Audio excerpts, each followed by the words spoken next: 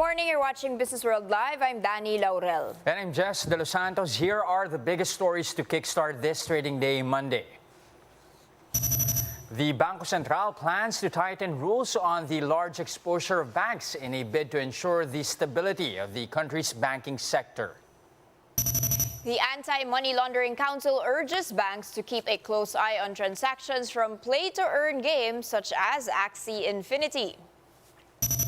Singapore's DBS Bank expects Philippine economic growth to return to pre-pandemic levels by the second quarter.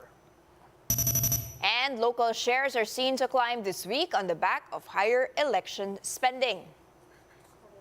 We begin our broadcast with the Bangko Sentral finalizing a set of rules on large exposures for big banks and their subsidiaries.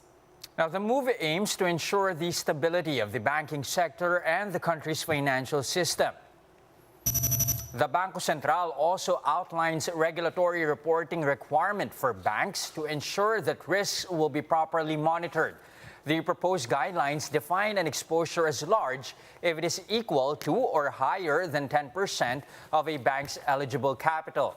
This is a change from the previous definition of large exposure, which was 5% of a bank's qualifying capital. Stakeholders are given until April 29 to submit their views on the draft rules. The large exposure framework for universal banks is set to be implemented by January 2024. Now, still on banks, the Anti-Money Laundering Council urges financial institutions that serve as payment channels for play-to-earn games such as Axie Infinity to ensure customer due diligence. Though Axie Infinity itself is not under the BSP supervision and is not covered by the Dirty Money Watchdog, Executive Director Mel Racela stressed that banks are involved when players convert in-game tokens into fiat currency. Now, with this, the council tells banks to conduct consumer due diligence, keep records and file covered and suspicious transactions, including or involving such games. This reminder comes after around $600 million worth of cryptocurrency linked to Axie Infinity was stolen from the Ronin network. That is a blockchain network allowing users to transfer crypto in the game.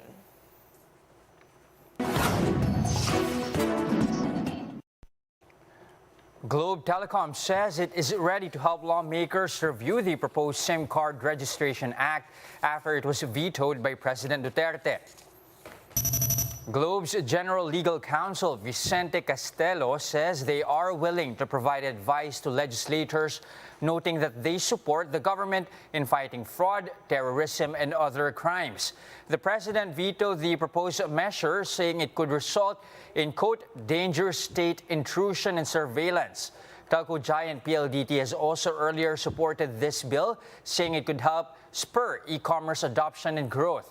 The Philippine Chamber of Telecom Operators also echoes this sentiment, but the group says the measure should ensure safeguards for subscribers. Meanwhile, Senator Grace Poe, who chairs the Committee on Public Services, says she expects Congress to act in a timely manner in reconsidering the bill for approval. Now, Trade Secretary Mon Lopez says the Philippines risks being left behind if it further delays joining the Regional Comprehensive Economic Partnership, or RCEP. Lopez pointed out that early signatories of the trade deal are starting to derive benefits from their participation. He cited the case of Singapore, whose companies are reportedly taking advantage of opportunities brought about by expanded market access in China and Japan. With this, the trade chief said the Philippines cannot afford to delay participation in the deal. Okay, we're pausing for a quick break. Coming right after that, we'll check how markets are doing this morning after the long Holy Week break. More of that and other stories when Business World Live returns. Stay with us.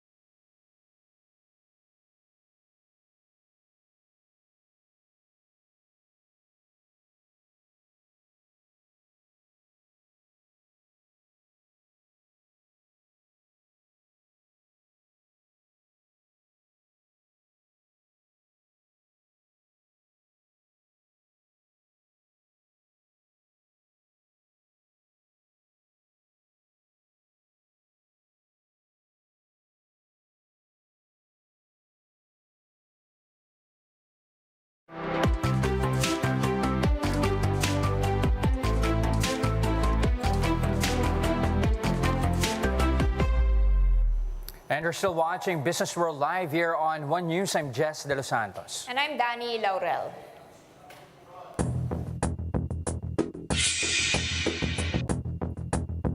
All right, Dan, markets are back in action after a well-deserved slumber. Help us catch up with the latest worldwide. Here we are, it's Monday and we are back in the trading floor. All right, let's take a quick step back on how markets are doing worldwide. At least this is from the last close. We do have some markets such as Hong Kong that is still closed, of course, today. Australia, most of Europe is still closed. They do have their holidays on Easter Monday and not like us last week. But take a look at the futures here so we have an idea of how the week is going to be looking like. Over in the US, all the futures are in the red.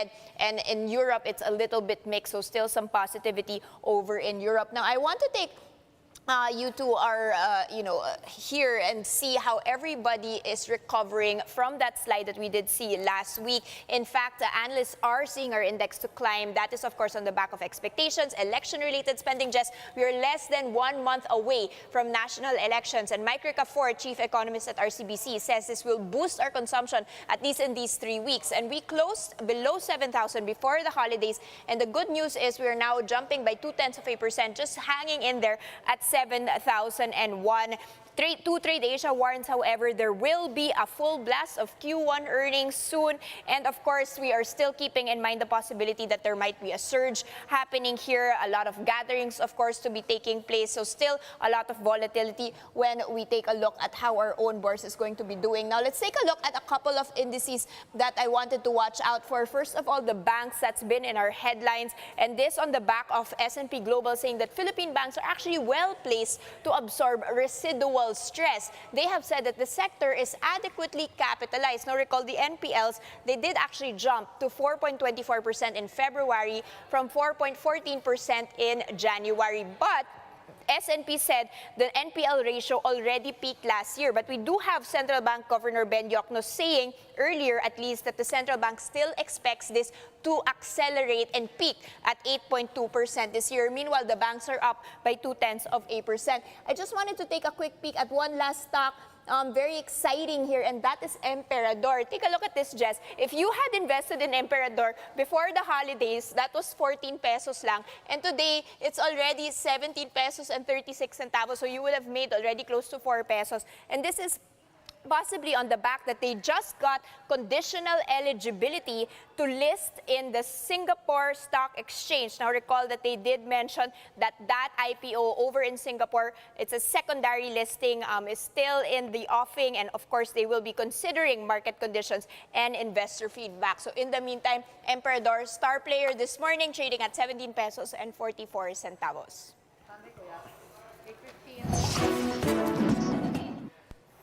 Here are the other headlines we're keeping our eyes on. DBS Bank expects the country's economic growth to retrace to pre-pandemic levels by the second half as the pandemic situation has come under control. The Singaporean bank believes economic growth will be driven by gains from reopening despite rising inflationary pressures undercutting consumers' real purchasing power.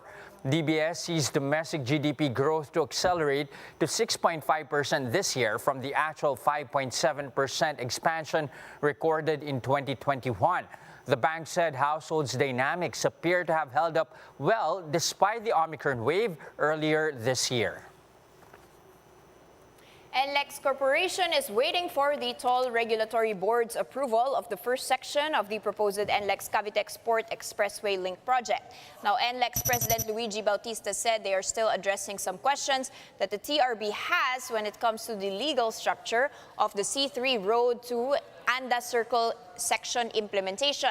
The 15-kilometer NLEX Cavite Export Expressway Link project is originally a joint unsolicited proposal with the Manila-Cavite Expressway. Now, once completed, it is expected to reduce travel time from SLEX to NLEX to just 20 minutes from 2 hours, as well as reduce the travel time from Clark to Calamba to 1 hour and 40 minutes from 3 hours. We'll have more stories when Business World Live returns. Stay with us.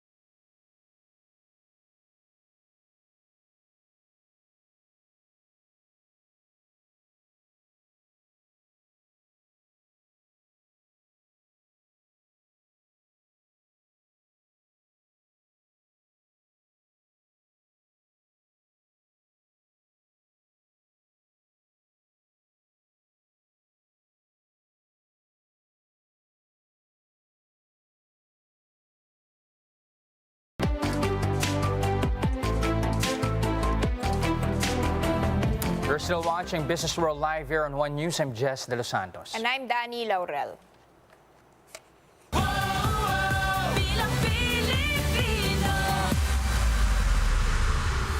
An economist from Global Source Partners is flagging the possibility of a close vote that could lead to a repeat of the 2016 electoral protest. Romeo Bernardo said that Bongbong Marcos's lead in the polls remains significant, although Vice President Leni Robredo's following is also increasing. Bernardo said that if Robredo can close the gap, another electoral protest may happen, which could increase business uncertainty. Meanwhile, 3 presidential bets who are trailing surveys banded together yesterday to declare that they are not backing down from the race. One of them even urged Vice President Leni Robredo to withdraw her candidacy. Camille Samonte tells us more. Hindi kami magbibitiw sa kampanya. Ang bawat isa sa amin ay magpapatuloy sa aming mga sariling kandidatura upang maging karapat-dapat na pagpilian ng sambayanan. 3 weeks before the May 9 polls, 3 presidential candidates emphasized that they will not withdraw their respective presidential bids. This despite supposed attempts to have them withdraw in favor of survey second placer Vice President Leni Robredo. Presidential candidates Senator Ping Lacson, former Defense Secretary Norberto Gonzales, and Manila Mayor Isko Moreno held a press conference at a hotel in Makati City on Sunday. Senator Manny Pacquiao was supposed to join them, but didn't make it to the venue at the time of the conference. Lacson said they had to pursue the unification to show people that there are other options for the presidency, aside from frontrunner former Senator Bongbong Marcos and Vice President Robredo. Parang nililimit na lang yung choice or choices sa dalawa. No? Nakakahon na lang, and that's the reason why we have to do this. That among 111 or so million Filipinos, hindi lang dalawa yung pagpipilian. Actually, meron pang ibang tumatakbo. Moreno, Pacquiao, Lacson, and Gonzales are trailing behind Robredo in the presidential preference survey. Lacson said the camp of Robredo has been pushing them to back out from presidential race. He also didn't recall the unification efforts made by Robredo before the filing of certificate of candidacy in October last year. Kasi pare-pero yung experience namin. Kaming dalawa ni Mayor Isko, actually, bukod pa doon sa kinakausap, gusto pa kaming hubaran. No? They're trying to strip us of our supporters, yung mga support groups. Nangyari sa akin, yung reforma na hijack. And si Mayor Isko, yung kanyang ikaw na, no? Sa Cebu, ganun din. So, marami talaga attempts. Moreno then asked Robredo to instead withdraw from the presidential race. I'm calling for Leni to withdraw. Kasi whatever you're doing is not effective against the Marcos. Withdraw, come and join us. Join us. Pwede pasab. Pasab naman. Baka kami maka 3 points. Isa sa amin. Despite attacks against Robredo during the press conference, Lacson and Moreno reiterated that this show of unity press conference was not intended to be anti-Leni. Some social media users meanwhile slammed the candidates for holding a joint press conference at a 5-star hotel after parts of the country were heavily devastated by tropical cyclone Agaton. This is how Lacson responded to our question. I would just like to get your reaction because some netizens are pointing out why is there a need to hold a press conference in a 5-star hotel considering that recently po may mga nasalanta ng bagyo. Ako, I don't think that deserves a comment or an answer. I'm sorry. For News 5, Camille Samonte, We Are One News. And that's a first look into the business day this Monday, April 18, 2022. Join us again tomorrow at exactly 9:30 a.m. You can also catch us on Signal Play. Register for a free account now at www.signalplay.com and stream One News live anytime, anywhere. I'm Jess De Los Santos. And I'm Danny Laurel. Mask on, wash hands, stay safe, Philippines. We are One News.